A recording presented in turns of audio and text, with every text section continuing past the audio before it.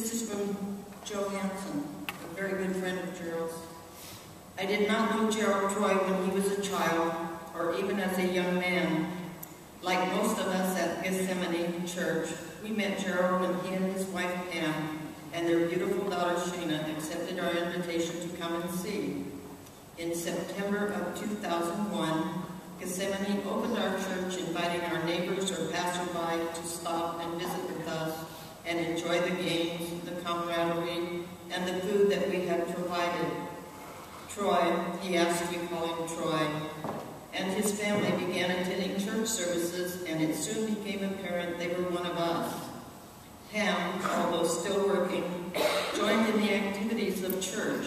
Shana, the apple of Troy's eye, was involved in Sunday school, youth activities, confirmation class, vacation Bible school. We, as members, have been fortunate to see this little girl grow into the lovely young lady she is today. Troy joined the fraternity, that is Gethsemane's men's club.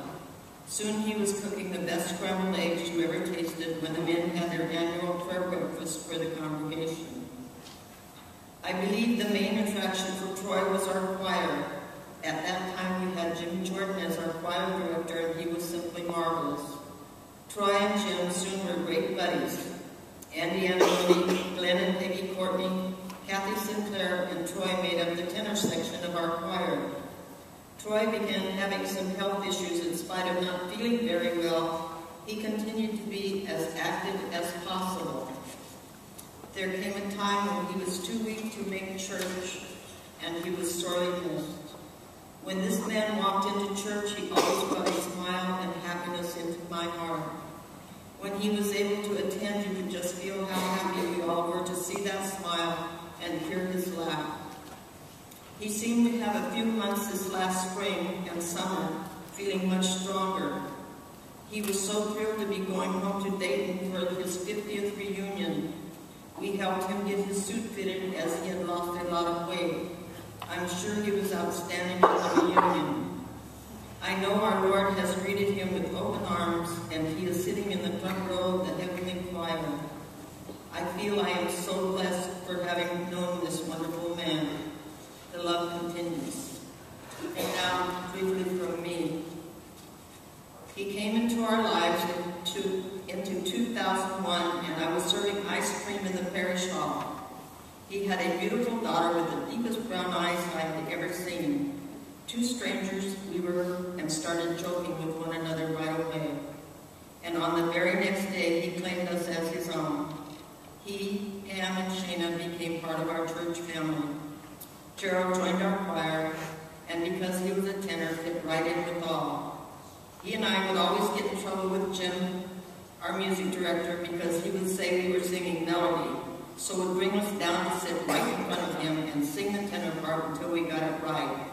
And Gerald and I would laugh like a couple of silly school kids. He sang at our Monday night cabaret, and it was a joy to listen to. I can hear him still as he would call my name and tell me, I love you, Peggy Courtney. He was a hugger from the get-go and would not let one person get by him without a hug.